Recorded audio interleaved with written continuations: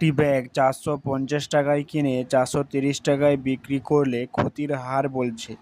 কত ক্ষতির হারটা আমার এখানে বের করতে বলছে।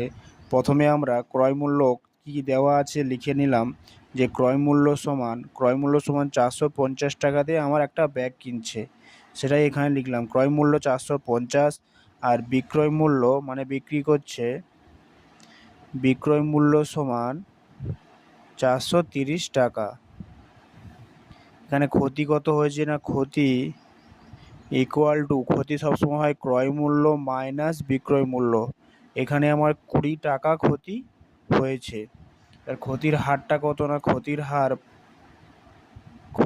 হার ইকুয়াল টু ক্ষতি বাই ক্রয়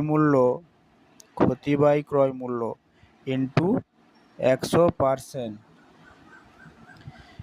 ক্ষতি এখানে কত দেওয়া ছিল না, ক্ষতি আমার বেরিয়েছে 20, আর এখানে ক্রয় মূল্য আমার 450 টাকা ইন্টু 100। এই শূন্য কোনো 5 4 20, 5 লং 45, 40/9%।